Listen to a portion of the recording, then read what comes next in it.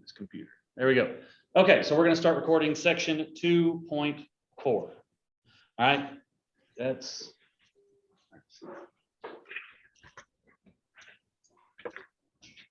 We are going to solve. Oh my goodness, that. You need a black pen. Yeah, I'm going to grab a Sharpie. I got something that'll be able to show up there. I was gonna say, I have like 4 black pens, if you need one.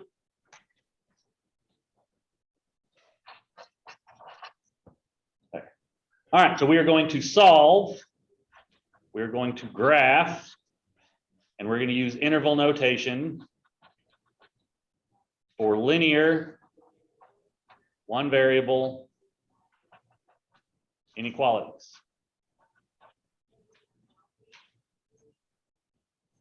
I do apologize for the poor handwriting. I'm a guy and I'm left-handed, so it's kind of the worst of both worlds. Okay. So if you can't read my handwriting, hopefully you can tell by what I'm saying what I mean to be writing. If you have a question, just ask and I'll try to write it more clearly. But again, we're going to solve, graph, and give interval notation for linear, one variable inequality. So the first thing I just want to talk about is the solution. So in algebra, you learn to solve stuff like this. This is a standard equation, 3x plus 1 equals 10, something like that. The basics of solving, you want to isolate the variable. You're trying to get x by itself. To get x by itself, we got to get rid of all this stuff. To get rid of stuff, you always do the opposite. The opposite of adding something is to subtract it. So 1 minus 1 is gone. Okay, 10 minus 1 is 9. Same, I still want to get x by itself. The opposite of multiplying is to divide. 9 divided by 3 is 3. Okay, with an equation, you get a simple solution. You get one answer. That means this number, if I plug it back in, this 3x plus 1 is going to equal 10. So if I plug 3 in, 3 times 3 is 9. 9 plus 1 is 10. Checks out. That does exactly what I want it to do. This same problem as an inequality, okay, changes things. Now, as far as the solving part goes, that's pretty much the same. You still want to get x by itself. Okay, and we want to figure out what number x is going to be related to, but it won't just be equal something. It's going to be either greater than or less than or greater than or equal to or less than or equal to. Okay, but the solving portion, if I want to get x by itself, I got to get rid of this plus 1. So I'll subtract it. Again, 1 minus 1 is gone.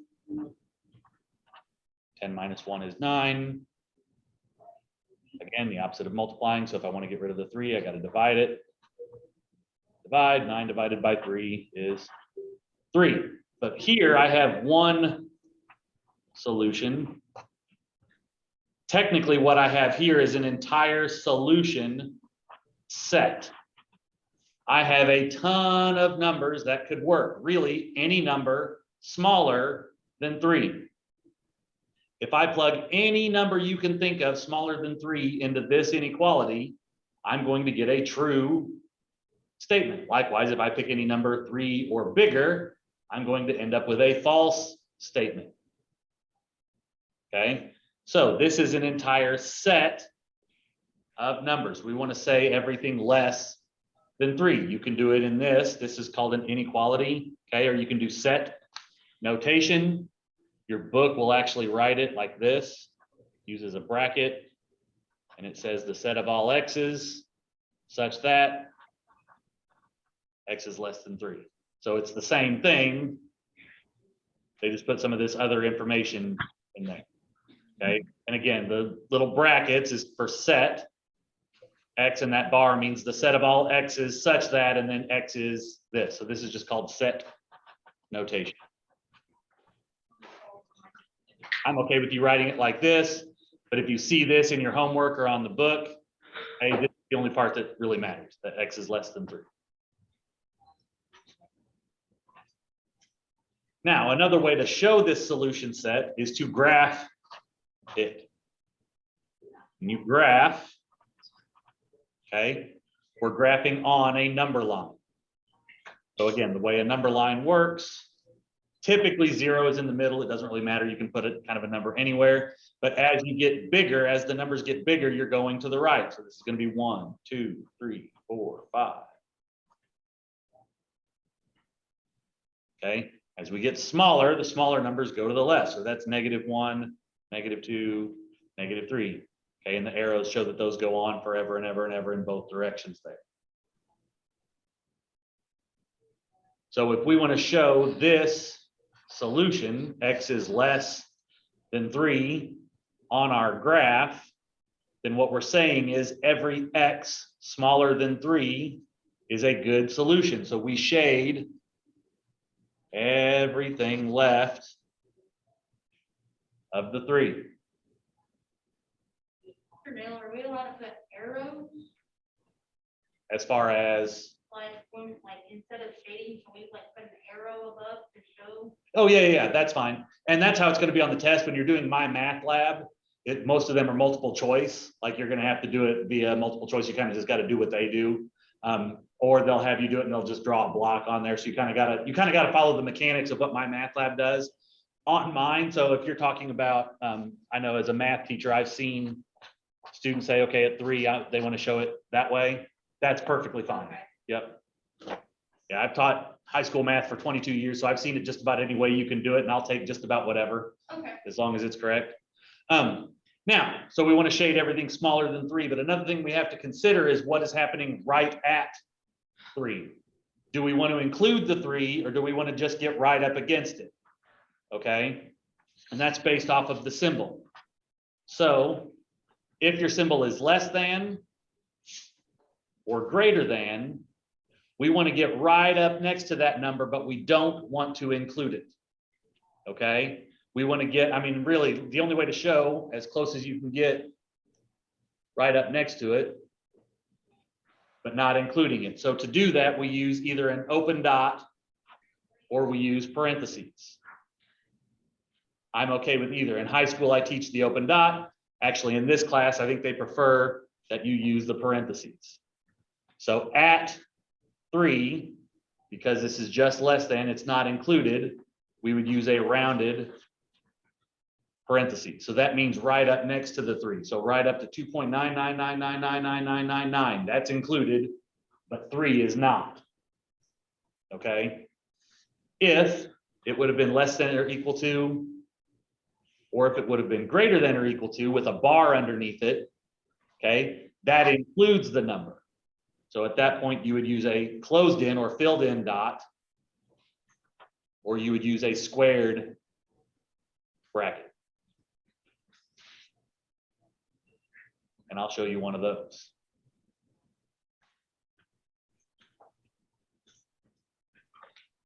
So for example,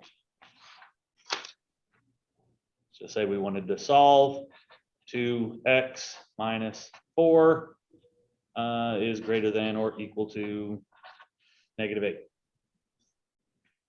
So again, the solving portion is the same. Whatever you want to get rid of, you do the opposite. Opposite of subtracting is to add. Opposite of multiplying is to divide. So we get x is greater than or equal to -2.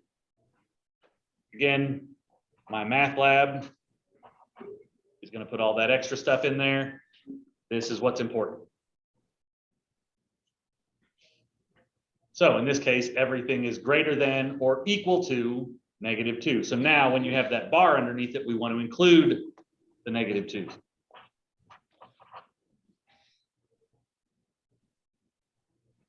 Okay. Also, this one, the sign is different. So we want everything, all of the x's that are greater than or bigger than -2. So everything from -2 to the right. So this is everything bigger than -2. And then if we want to include it, that's where we use that squared off bracket or a colored in dot. If you remember high school and you remember the dots and you would rather do that instead, that's perfectly fine. My Math Lab is going to use the brackets and the parentheses, so I'm showing it that way. I'm perfectly fine with either one. So when it comes to the test, I'm okay with either. Okay, so the problem we were doing before X was less than 3, not equal to, we use the rounded parentheses. The one I just showed you, it was greater than or equal to, that's the closed off bracket. And then you're going to shade to include all of the numbers one way or the other. So if I want my X's to be bigger than -2, that's over here to the right. Okay. If I'm saying less than, then I'm talking about all of the numbers smaller than or to the left.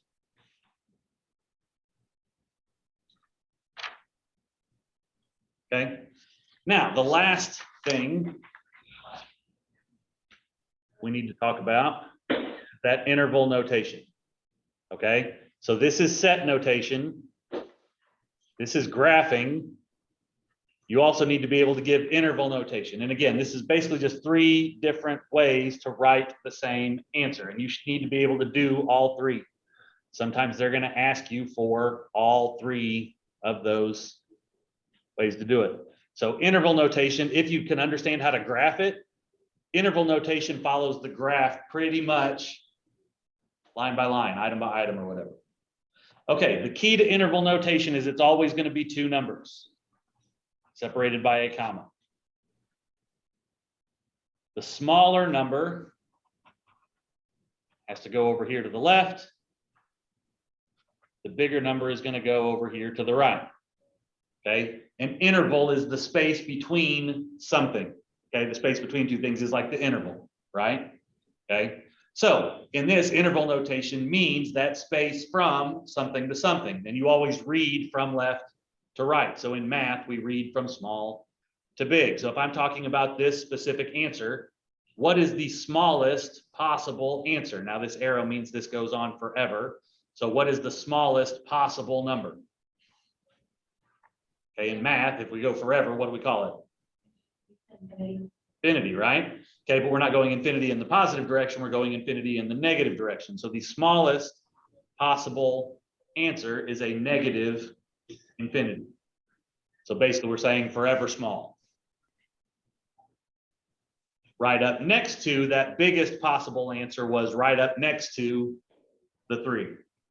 So interval notation for this is going to read from negative infinity to 3. Okay, so it always has to read from small to big. Okay, smallest possible answer to the biggest possible answer. And remember, everything bigger than 3 doesn't work. That's why we shade over here.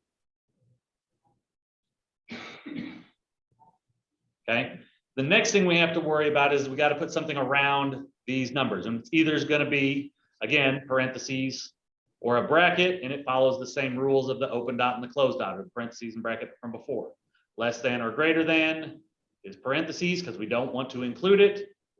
Less than equal to, greater than equal to, we're going to use the squared off bracket because it's included. So in this case, we did not include the 3. We used open parentheses, so same thing. We're not going to include the 3. We're going to use open parentheses.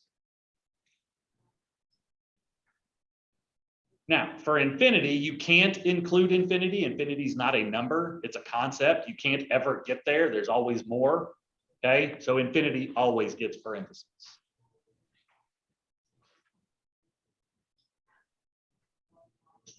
Okay, so again, to reiterate that, infinity always gets parentheses. The number part, okay, just gets based off of what you had on the graph. So again, if it was just greater than or less than, it's going to be parentheses. If it was greater than equal to, less than equal to, it would be a closed off bracket. But this is the interval notation. And again, given a problem, you should be able to give me the set, the graph, and the interval. You need to be able to give all 3 of those pieces of information for your answer. Those are all 3 valid. Okay. What is like, okay, you can answer that as like negative infinity and it's like a certain number. Okay. You do a parenthesis and then the bracket, correct? Yep. Okay. And that's actually what I was going to show. So if you look at the next one, remember we started doing this problem. We did the greater than or equal to problem. Okay, so jumping back to one we're already doing. Okay, this was the set notation. This was the graph. So we want to solve everything for x is greater than or equal to -2. So we use the squared off bracket. So when we do that interval notation, my smallest possible answer is the -2. My biggest possible answer, again, is now forever positively. So we would say positive infinity. Okay, greater than or equal to, again, we had the closed bracket. So same thing on your interval notation. You're going to use a closed squared off bracket. Infinity, we can't ever include. Infinity always gets parentheses.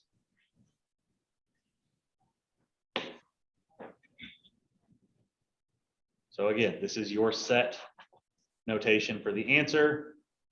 This is your graph of the answer. This is your interval notation of the answer.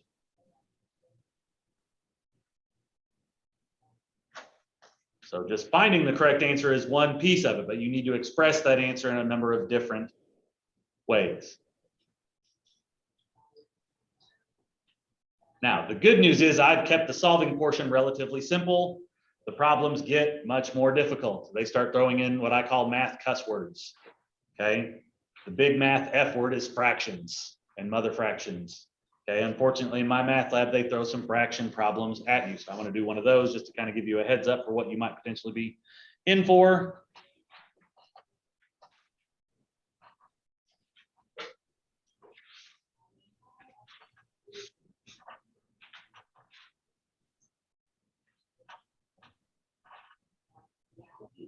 All right, if they give you a problem involving fractions, these are all still very doable. Fractions are just numbers, especially if you have a calculator that has a fraction button. This is a very doable problem.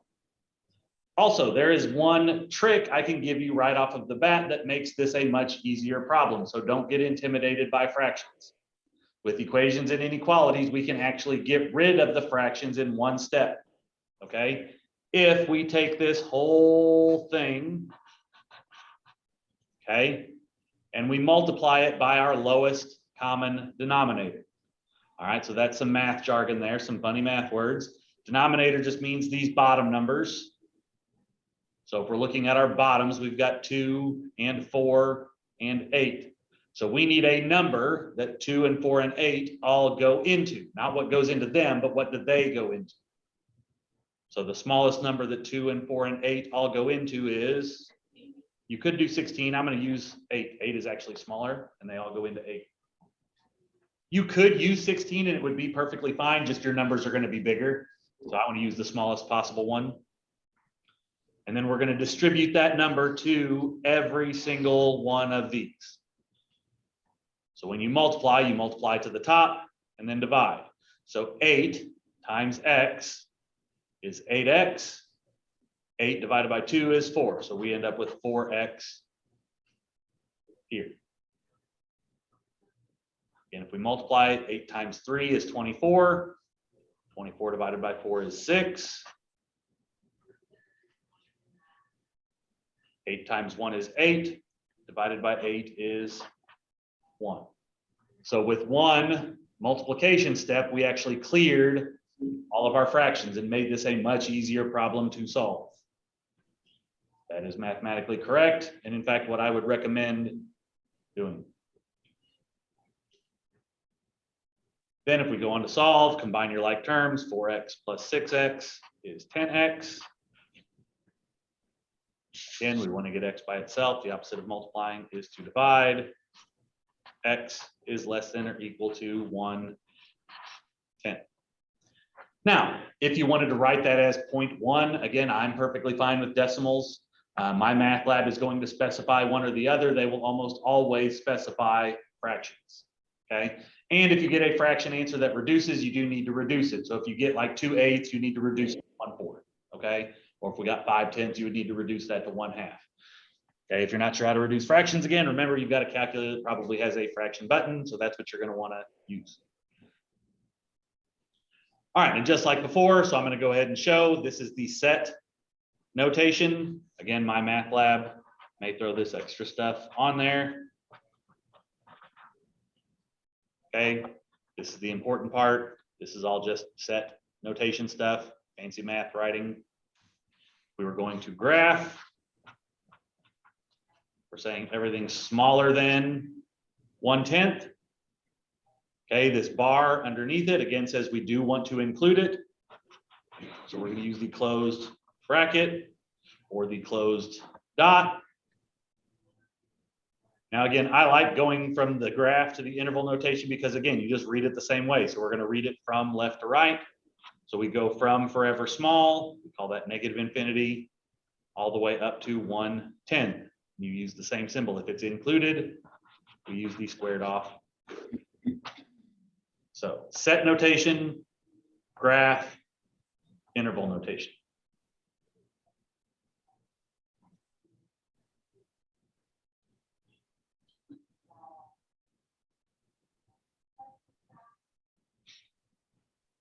Mr. Mill, are we gonna have to include all three of them on our tests? Yes, it'll specify if you just follow the directions. Almost every single time, though, I'm going to say, give me all three. I'm going to say solve, graph, interval notation. My math lab usually gives you the solution, or whatever, and then it says to do it the other two ways, and then make the interval notation and ask for the other two. But you need to be able to do all three regardless. Okay. There is one other trick. Was there a question? Yeah, I had a quick question. Okay. I'm sorry, backing up for a second. Yep. You were multiplying the 8 to all the numbers. Can Correct. you just explain how you got the 4x again? Yeah. Okay, so if I draw this out, so I multiply to the top. So whenever you have fractions, you have a top and a bottom. So when you multiply to the top. So Correct. just looking at this first one, what I get is I get 8 times x over 2. Okay. The multiplication. So then 8 divided by 2 is the 4. So that's where the 4 Perfect. came from. Does that make sense? Yeah, thank you. Yeah.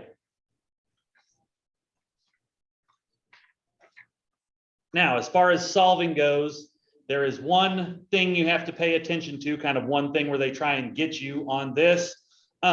If I'm just going to make up a really easy problem. So let's say I have negative 3x is less than 9.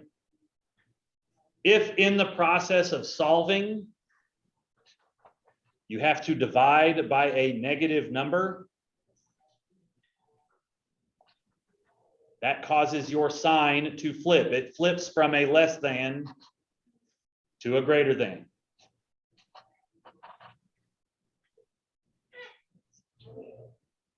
So even in any of those other problems. So if you get to a point when you're solving where you have to divide both sides by a negative, that causes your inequality sign to flip over. Less than becomes greater than.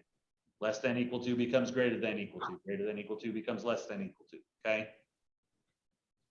So anytime you divide by a negative, that causes your sign to flip. I have a question. I have an answer. Okay, I don't have an access code. Okay. Could be. Did you sign when you signed up for the class? You should have gotten access to the access code. It should be in your email, is what a student said. Okay. Well, I called IT and he said the professor assigned one to you, but I'll check my email again, I guess. Okay. If whenever class is done, or anyway, if you have trouble getting into it, send me another email and I'll see what I can do from my end. Again, that whole access code, I think that comes straight like from the bookstore or whatever. It comes whenever you sign up for the class. It's built into the class fees. So it should be automatic. So that's not something I have any control over, but I can at least find out from my end anything. Right, that's what I told them too. Thank you. Okay, no problem. Okay, so that's basically what we need to cover from 2.4. Now, again, some of the problems they give you in my math lab are fairly difficult. I'm not going to hammer you with the fraction. So if you kind of feel buried, it's like every, they do like 6 of the 12 problems, I think, involve fractions. They go kind of heavy on it. The test will not be that way. Okay. I tend, and whenever we get closer to tests, I'll let you know exactly not exactly what's going to be on there. A really good guide of what's going to be on there. And I rarely try to bury you with the hardest possible problems. Whereas sometimes I feel like on the homework, it's like they want to test your full knowledge. So they kind of hit you with some really hard stuff. And we rarely go that hard. So don't get freaked out by the homework. Now it is for points and you still got to do it. Just like, again, as fast as this is going to be coming, I don't want you to get so intimidated so quickly and feel defeated. All right. It's not going to be that bad. All right. Moving on. 2.5. Okay. just goes one step further. We're still dealing with inequalities. We're just going to deal with what we call compound inequalities. Okay. Compound inequalities are the same thing. You're just dealing with two problems kind of at one time. For example, they'll say something like,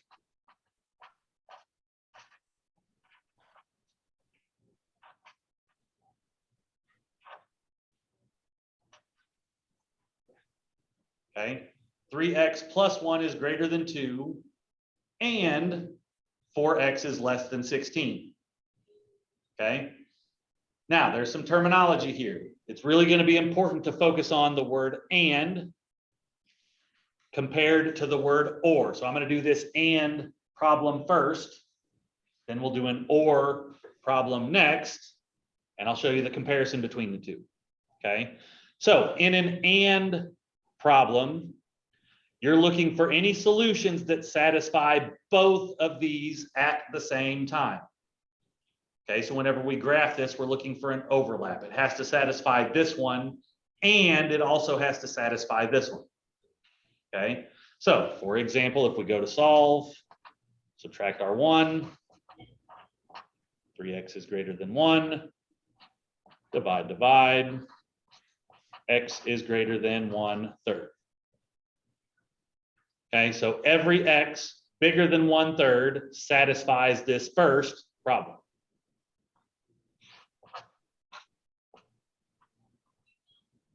This is where I am going to show the arrows kind of like you were talking about. Okay, so if I draw the arrow that way, so everything bigger than 1/3 satisfies this problem.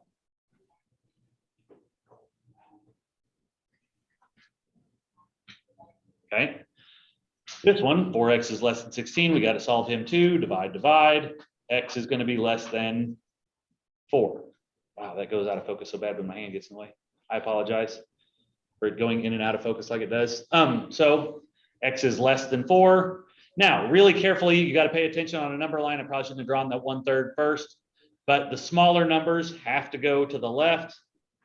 The larger numbers have to go to the right.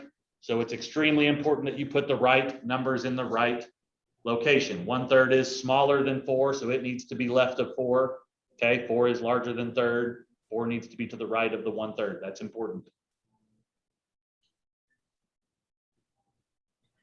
Okay, so everything less than 4 is everything in that direction.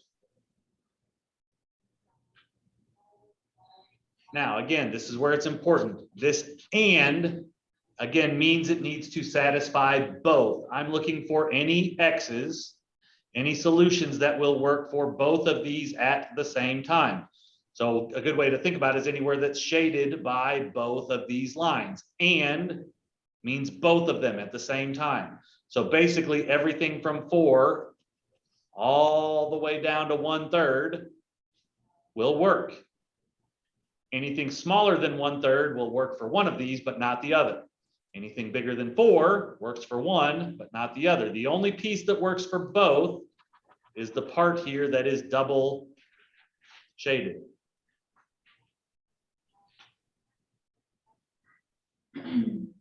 Now, open parentheses brackets is the same thing. If these are less thans or greater thans, we use our open parentheses because we don't need to include them. If one of these would have been equal to, then we would use a bracket. Or if they both would have been equal to, then we would have used brackets for both.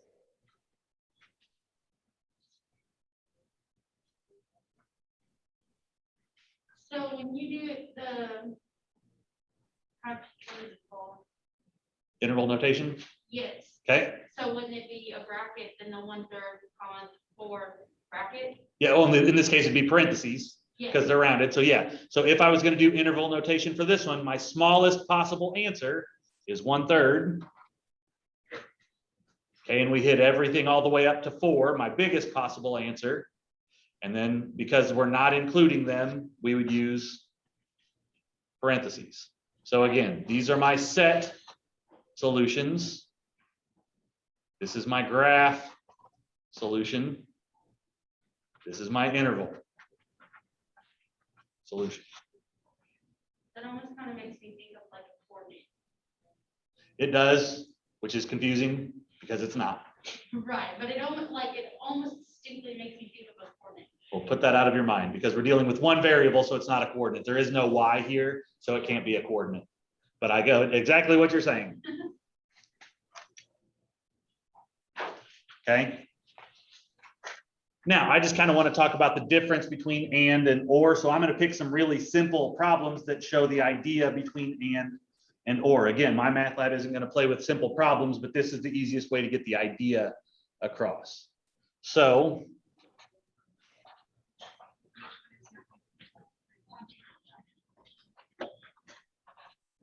okay. So if I'm just looking at my solution, so if x is less than 3 and x is less than 5, or sorry, x is greater than 3 and x is less than 5. Okay, and again means I need what happens or what works for both. So again, the smaller number goes to the left, bigger number goes to the right.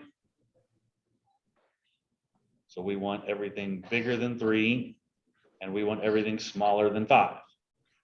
So again, that's going to be everything in between. So interval notation would be from 3 to 5.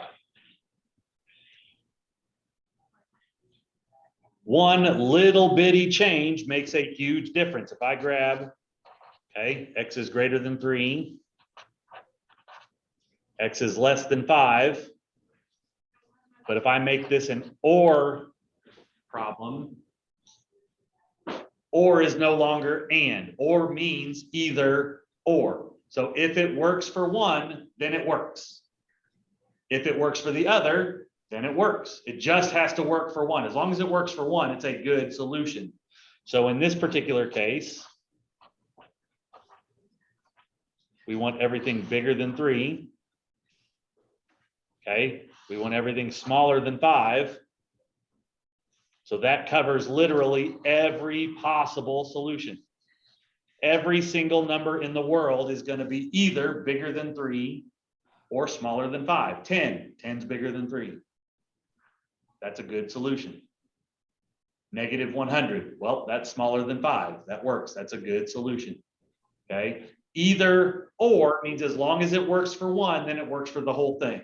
Okay, so interval notation for all of this, okay, pretty simple. What's my smallest possible solution? Negative infinity. What's my biggest possible solution? Positive infinity. So we hit the whole thing. That's what interval notation looks like when it's everything. The only difference here was the word or compared to the word and. So again, and specifically means where do these two lines overlap? If there is no overlap, then there is no solution. Or is an either or. It really means all of both of them, all of the first one as well as all of the second.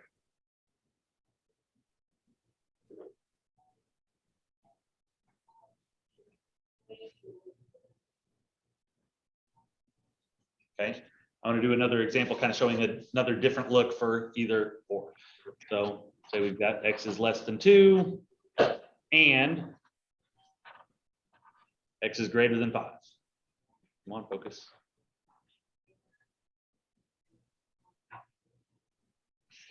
Okay, same game. Everything less than 2 goes this way. Everything greater than 5 goes this way. And means I'm specifically looking for overlap. Are there any numbers that are smaller than 2 and also bigger than 5? No. Okay, there are none. There is no overlap. So we say that is an empty set. There is no solution. There is no interval notation for it. Because we don't have a single solution, much less a smallest or a biggest. Like we have no possible solution.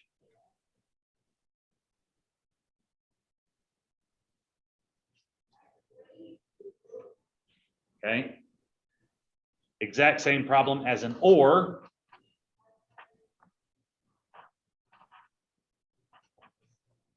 Okay. or means everything smaller than 2 works for this one. Everything bigger than 5 works for this one. So we got to shade those. So we want to shade everything smaller than 2. And we want to shade everything bigger than 5.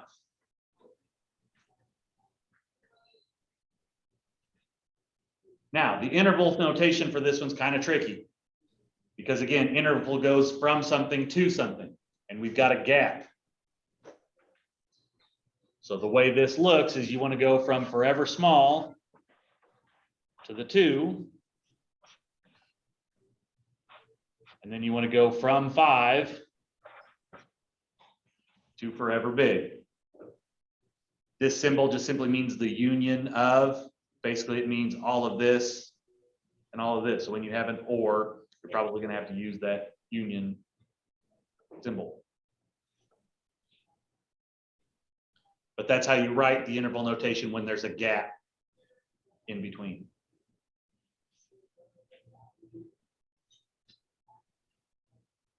Now, probably to mess you up, but I realize I'm doing all of these with parentheses and I kind of want to do some that aren't. So we're going to real quick pretend, oh, look, that one should have been a greater than or equal to. So now instead of a rounded parenthesis, the only thing that changes is that makes it a hard bracket, which simply would make that one a hard bracket. Okay. So again, the brackets or the parentheses is just simply based off of your inequality symbol. So just like it was in the last section, okay, same thing here.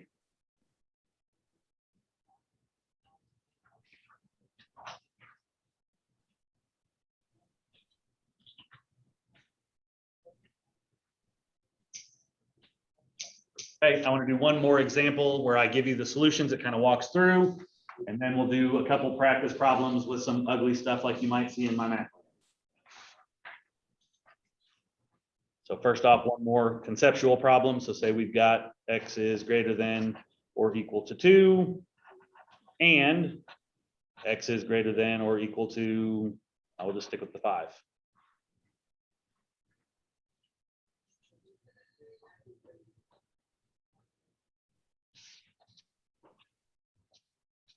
Okay, it's also convenient that I always put the smaller number over here on the left. When it comes to putting these on the number line, it's going to be important for you to remember that the smaller number goes to the left. It doesn't always work out so neatly. Pay attention to that. Okay, so again, this is saying everything bigger than 2. This one over here says everything bigger than 5. And again, specifically the and means I need overlap. I need only the x's that are going to work for both. So that's going to be everything from 5 on. Because everything bigger than 2 is over here and everything bigger than 5 is over here. So the only numbers that are going to work for both are the ones that are just bigger than 5. So from 5 on. So again, interval notation would be then from 5 to infinity.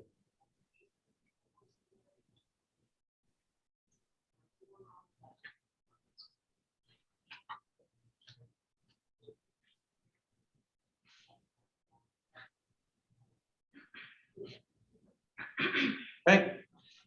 Again, same concept, just if they would have made this an or problem.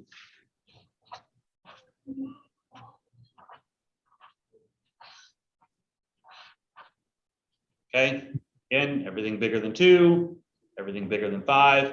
But now if it is an either or, then as long as it works for one, it works for all.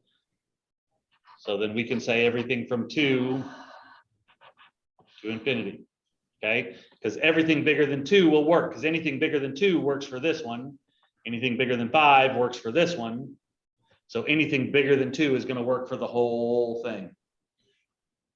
So again, that's the difference between and or. Again, and specifically, you're looking for where do these two things overlap. Or as an either or basically means all of both of them. That says all of both. So again, my interval notation would say from 2 to infinity. So whether they say and or is extremely important, and you got to pay attention to that. Now, the last thing they will do is they won't use the word and or they'll do something implied. So here's one of the problems they may give you. So they may say something to the effect of,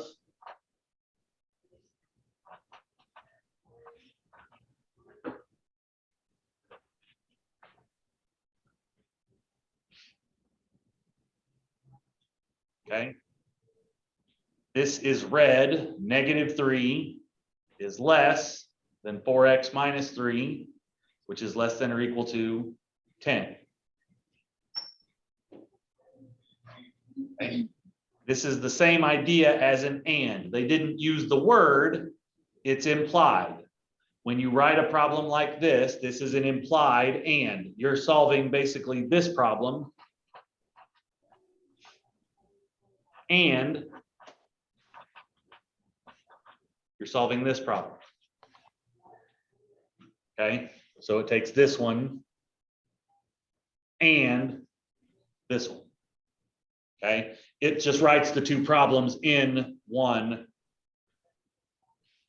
thing, which you can solve it as one, or I would just go ahead and split it up. That way you remember that this is an and problem. So if we go to solve, add 3,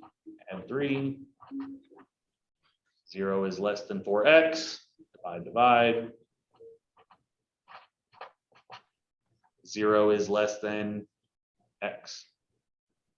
Or another way to say this is x is greater than 0. I like putting the x on the left. If you flip it around, you got to flip the sign. Same, add 3, 4x is less than or equal to 13, divide, x is less than or equal to 13/4.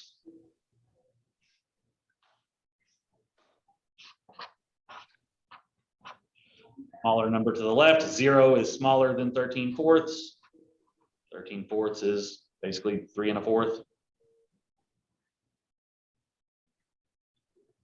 Everything bigger than 0 goes this way. Everything smaller than 13/4 goes this way. This is an and, we want the overlap. So it's everything in between. Greater than, 0 gets the parentheses, less than or equal to 13/4 gets the bracket. Or again, the interval notation would be from 0 to 13/4.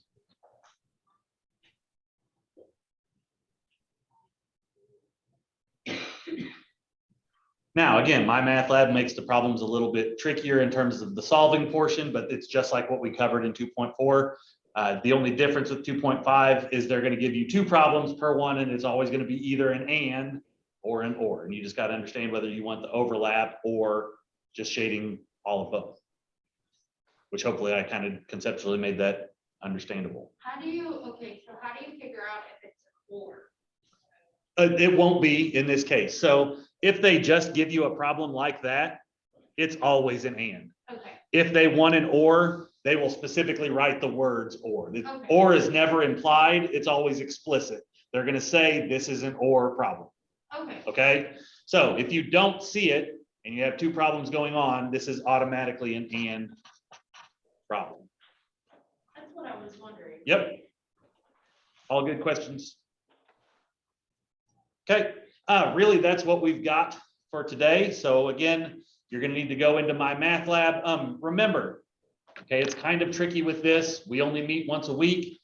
If you took notes and this all made sense, okay, I would kind of throughout the week, I would kind of revisit it, because if you put this away and then you just show up next Thursday, by the time next Thursday rolls around, enough life happens in between, you're not going to remember a thing that happened tonight. Okay. So some people like to jump right in. They're night owls. They've got time. Maybe their kids are asleep or whatever, and they want to get their homework done. So they'll jump right on my math lab while it's fresh in their brain and they get it done, which is great for getting your homework done.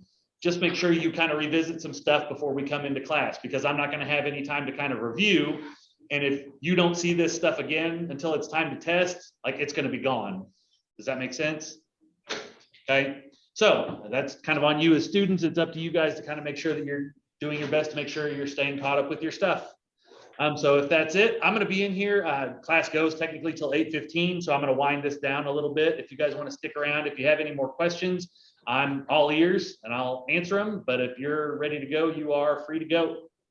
Thanks for coming, and we'll see you guys next Thursday. If you come up with any questions throughout the week or whatever, again, just shoot me an email or whatever, and I'll answer right back. Okay, question. Okay, so for my lab map, Yep. I'm logged in and everything, but it's not showing me any homework courses or anything I click on. For an example, Doesn't matter when you watch. the study plan, it says your content has been opened in a new browser window. Okay, your pop-ups are probably automatically set to, it's blocking your pop-ups. So when you click on homework and stuff like that, it usually pops up in another window. So if you'll allow pop-ups, it'll pop right up. But we don't have to be here for it. So because your pop-ups are blocked, it's not letting you open that in a secondary window. Oh, yeah, that was a fun one. We have a question. Okay? Do you take attendance or like? Oh, shoot. Yes, I will take attendance. I didn't today. So I will do a better job. I will make sure and take attendance. Yes, I meant to, but I also wanted to get started, and I kept thinking I would go back and do that, and now people are gone. So That's okay. Somebody had questions, so. yep, I will definitely take attendance. I just missed it today. Whoops. Do you pay points for the attendance? It's not necessarily points for the attendance. The points are all broken down in your homework. So as long as you're doing your homework, you're going to get the points. That's kind of how it works.